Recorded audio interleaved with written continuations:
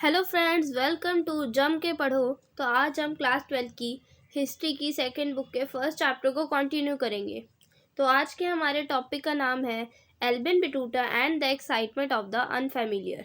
मतलब जो एल्बिन बटूटा थे उनकी जो एक्साइटमेंट थी हर एक अनफेमिलियर चीज़ों को लेके जो उन्होंने इंडिया में देखी, जिनसे वो परिचित नहीं थे, जो उन्होंने पहली बार देखी थी, उन चीज़ों के बारे में उन्होंने अपनी बुक रहला में क्या लिखा।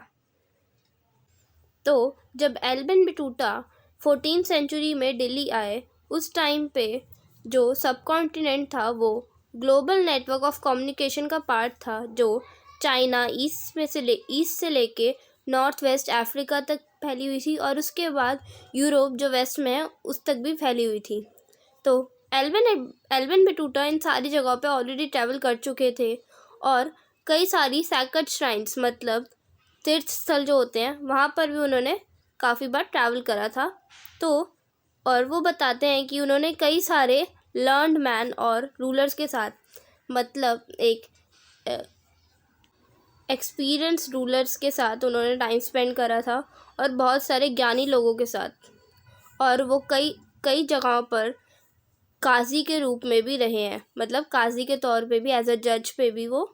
काफ़ी टाइम पे एज अ जज भी रहे हैं। और उन्होंने अर्बन सेंटर के जो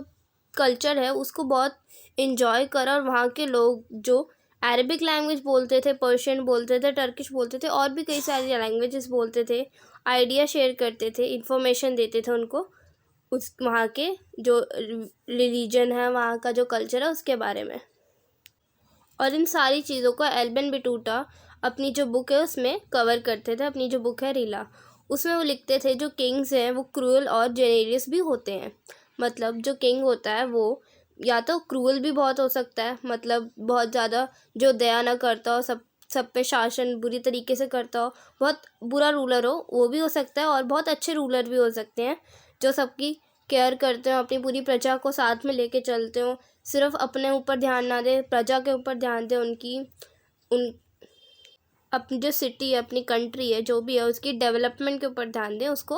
अच्छे किंग भी होते हैं वैसे। और वो कहते हैं उनकी जो ऑर्डिनरी लाइफ होती है मैन की और वुमेन की, उसके बारे में वो लिखते हैं। और स्पेशली वो उन चीज़ों को हाईलाइट करते हैं जो उनके लिए अनफेमिलियर हो, उनके देश के लिए अनफेमिलियर हो, वो उसको हाईलाइट करके लिखते हैं ताकि जो लिसनर और जो रीडर होता है वो उस पर स्पेशली ध्यान दे और वो इंटरेस्ट जगाए रखे, इम्प्रेस कर सके रीडर को और लिसनर को जो रेला बुक को पढ़ रहे हैं। और वो लोग जो हैं, जो रीडर है और जो लिसनर है, वो दूर रहकर भी इस न्यू वर्ल्ड से परिचित हो सकें, उस न्यू वर्ल्ड को जान सकें। तो हमारा फर्स्ट पॉइंट है द कोकोनट एंड द पान। तो जो कोकोनट थे और जो पान थे वो एक बेस्ट एग्जांपल है जो एल्बिन बटूटा ने जिनको रिप्रेजेंट करा, क्योंकि एल्बिन बटूटा एक अरबिक कंट्री से थे। वहाँ पे जो कोकोनट है और जो पान के पत्ते हैं वो बिल्कुल अनफेमिलियर हैं। तो जब एल्बिन बटूटा इंडिया आते हैं और यहाँ के कोकोनट्स के बारे में देखते हैं और पान के बारे में देखते हैं, बहुत एक्साइटेड हो जाते हैं और उनके बारे में बहुत अच्छे से एक डिस्क्राइब करते हैं, उनको एक अच्छे से उसमें रिप्रेजेंट करते हैं कि ये कैसी कौन सी चीज़ें कैसी दिखती हैं, किस चीज़ से हम उस अपनी कंट्री से उसको उनसे कंपेयर करते हैं कि उनकी कंट्री में जो ये चीज़ है उनसे ये सारी चीज़ें काफ़ी फेमिलियर हैं और ये सारी चीज़ें उनकी कंट्री में भी अनफेमिलियर होती हैं। और हमारा नेक्स्ट पॉइंट है 5.2 एल्बिन बटूटा एंड इंडियन सिटीज़। मतलब जो एल्बिन बटूटा होते हैं वो जब इंडियन सिटीज़ में जाते हैं वो यहाँ के बारे में क्या लिखते हैं और कैसे उसको डिस्क्राइब करते हैं।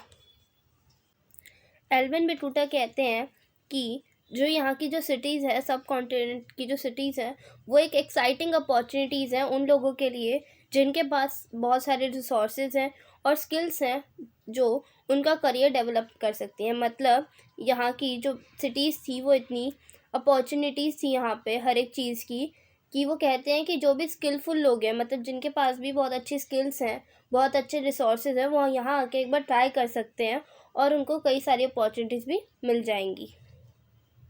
वो जगह जो सिटीज़ होती हैं यहाँ की, वो कहते हैं बहुत पॉपुलेटेड है और बहुत प्रॉस्पेरियस है। मतलब यहाँ की जो शान शौकत है वो बहुत अच्छी है, बहुत पॉपुलेशन है यहाँ पे, बहुत अच्छी पॉपुलेशन है यहाँ की सिटीज़ की और बहुत यहाँ पे अच्छा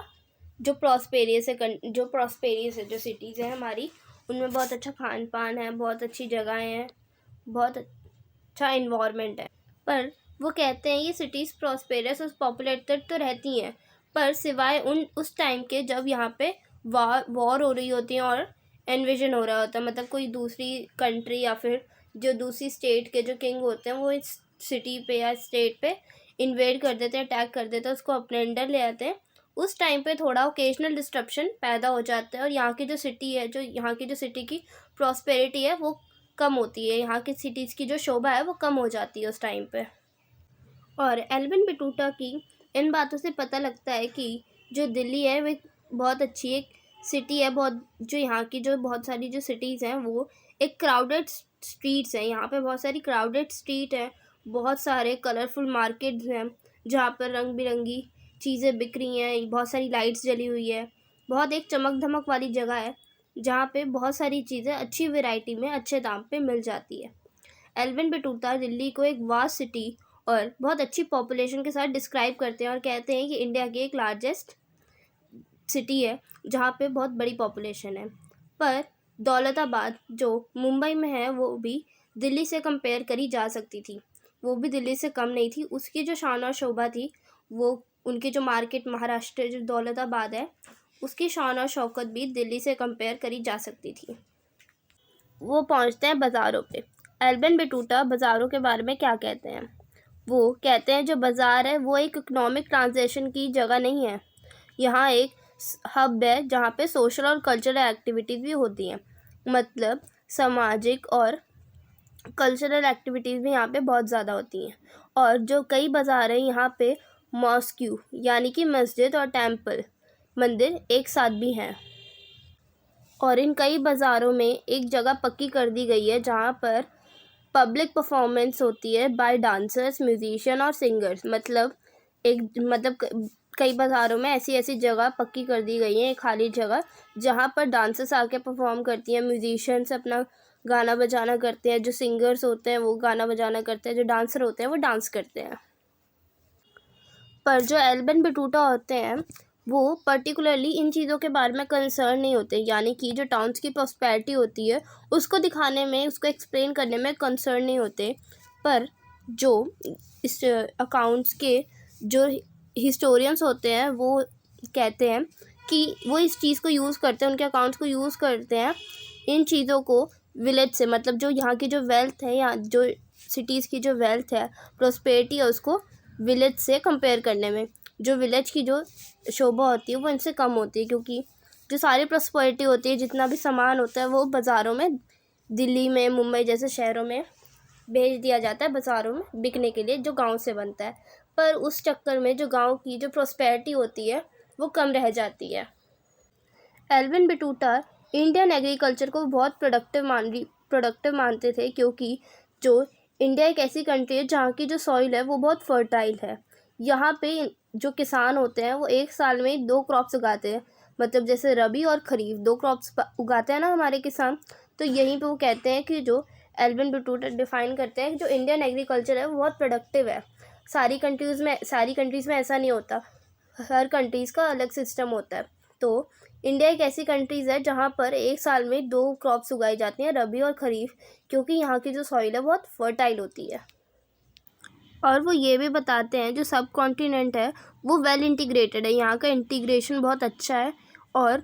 इंटर एशियन कंट्रीज़ के साथ बहुत ज़्यादा उनका नेटवर्क है ऑफ ट्रेड एंड कॉमर्स, जो मतलब यहाँ से ट्रेडिंग बहुत अच्छी होती है। मतलब जो इंडिया है वो बहुत सारी कंट्रीज़ के साथ ट्रेड कर रहा है, यहाँ की जो चीज़ें हैं, मैन्युफैक्चर है, वो दूसरी कंट्रीज़ में भेज रहा है।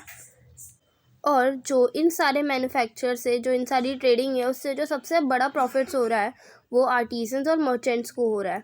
मतलब जो ये सारी चीज़ें बनाते हैं, जो इसका बिज़नेस करते हैं, उनको ये सारा प्रॉफिट मिल रहा है। और specially Indian textiles, cotton cloth, fine muslin, silk, brocade and satin जो है, ये सारे जो कपड़े हैं वो बहुत डिमांड में है। इन सब का जो मटेरियल है वो बहुत डिमांड में है बाहर की कंट्रीज़ में भी। और एल्विन बटूटा हमें ये बताते हैं कि जो वैरायटी होती है फाइन मुस्लिन की, वो जो फाइन मुस्लिन होता है वो एक कपड़ा होता है। और वो बताते हैं कि इसकी जो वैरायटी होती है वो बहुत एक्सपेंसिव होती है, इसको हर कोई नहीं ख़रीद सकता। इसको सिर्फ नोबल्स और जो अमीर लोग होते हैं, जैसे जो राजा होता है वो ख़रीद सकता है, जो उसकी जो रॉयल फैमिली होती है वो ख़रीद सकते हैं, बहुत सारे रिच मर्चेंट्स वगैरह ट्रेडर्स वो ख़रीदते हैं इनको, और वही लोग पहनते हैं क्योंकि ये बहुत एक्सपेंसिव है, हर कोई इसे अफोर्ड नहीं कर सकता। अब हमारा नेक्स्ट पॉइंट है यूनिक सिस्टम ऑफ कम्युनिकेशन। मतलब एल्बन बटूटा यहाँ की कम्युनिकेशन सिस्टम के बारे में बताते हैं जो उनको बहुत यूनिक लगता है। उस टाइम पे फ़ोन, मोबाइल वगैरह, कंप्यूटर तो कुछ होते नहीं थे जिसके ज़रिए से हम ईमेल करके, मैसेज करके, व्हाट्सएप करके बता दें कि यहाँ पे ये हो रहा है, यहाँ पे ये चल रहा है, कोई ट्रेड भेज सके। उस टाइम पे ये सारी चीज़ें कैसे होती थी, एल्बन बटूटा बताते हैं। तो एल्बन बटूटा कहते हैं कि जो स्पेशल मेजर कई सारी चीज़ें होती हैं, इससे उनको एविडेंट मिलते हैं कि हर एक जो ट्रेड रूट होता है, मतलब जहाँ जो चीज़ें होती हैं वो एक दूसरी कंट्री में जा रहे होते हैं, उस जाने के रूट में बहुत सारे इन्स और गेस्ट हाउसेस बने होते हैं, ताकि जो ट्रेडर्स होते हैं जो एक जगह से दूसरी जगह ले जा रहे होते हैं सामान को, वो रेस्ट कर सकें उस सामान को, क्योंकि उस टाइम पे हर कोई हवाई जहाज़ में अफोर्ड नहीं कर सकता था, या फिर वो शिप्स पे ले जाना अफोर्ड नहीं कर सकते थे। तो वो क्योंकि उस टाइम पे बहुत सारा खर्चा लगता था, अगर हम किसी भी माध्यम से जाते थे, अगर शिप से जाते थे, तो वो लोग छोटे छोटे गेस्ट हाउस लगाते थे, क्योंकि वहाँ पे जाने में उनको बहुत सारा टाइम लगता था, महीनों भी लग जाते थे, सालों भी लग जाते थे। तो ताकि वो बीच में रेस्ट कर सकें, तो उनके लिए वहाँ पे गेस्ट हाउसेस बना होते थे। पर जो सबसे अमेजिंग एक चीज़ उनको एल्बन बटूटा को लगती है, वो होता है इंडिया का पोस्टल सिस्टम, जो मर्चेंट्स ने सिर्फ ज़रूरी इन्फॉर्मेशन को या फिर रेमिट क्रेडिट को भेजने में दूर बड़े डिस्टेंस के लिए उनके लिए नहीं बना होता, बल्कि उन चीज़ों के लिए जो बहुत शॉर्ट नोटिस, मतलब हम तो आजकल करते हैं ना कि जैसे हमने आज मंगाई वो कल फटाफट आ जाती है, तो बहुत शॉर्ट नोटिस पे जो चीज़ें जो प्रोवाइड करनी होती है वो पोस्टल सिस्टम के द्वारा वो करते थे। और वो इतना अमेजिंग सिस्टम था, पोस्टल सिस्टम इतना इफेक्टिव था कि जो चीज़ हमें 50 दिन लगते थे दिल्ली से सिंध पहुंचाने में, या जो इन्फॉर्मेशन दिल्ली से सिंध पहुंचाने में हमें 50 दिन लगते थे, वो रिपोर्टर, स्पाइस जो होते हैं, मतलब जो चुपके से जो नज़र रखते हैं, जो उनके स्पाई होते हैं, वो फटाफट सुल्तान के पास 5 दिनों में वो खबर दिल्ली से सिंध पहुंचा देते थे, सिर्फ 5 दिनों में, पोस्टल सिस्टम के द्वारा। तो ना पोस्टल सिस्टम भी 2 टाइप के होते हैं, एक होता है द हॉर्स पोस्ट, उसको उल्लुक भी कहते हैं, और सेकंड होता है द फुट पोस्ट, उसको दावा कहते हैं। मतलब जो हॉर्स पोस्ट होता है, इसका मतलब जो होता है, जो रॉयल हॉर्सेस होते हैं जो हर एक एवरी 4 मील पे खड़े होते हैं, उस पर जो न्यूज़ पहुंचाई जाती है, जो हॉर्स राइडर होता है, जो सुल्तान का जो स्पाई होता है, वो फटाफट उस खबर को लेके हॉर्स के द्वारा फटाफट भाग के वो जो न्यूज़ होती है उसको पहुंचा देता है। उस पोस्टल सिस्टम को कहते हैं उल्लूक, यानी कि द हॉर्स पोस्ट। और जो सेकंड हमारा पोस्टल सिस्टम होता है फुट पोस्ट, उसको हर एक 3 माइल्स पे एक इंसान खड़ा होता है, वो भागते भागते भागते भागते जो सुल्तान का जो लेटर होता है, जो न्यूज़ होती है, उसको लेके जाता है, उसको दावा कहते हैं। तो आज का हमारा ये टॉपिक यहीं पे एंड होता है। होपफुली आपको ये टॉपिक अच्छे से समझ आया होगा।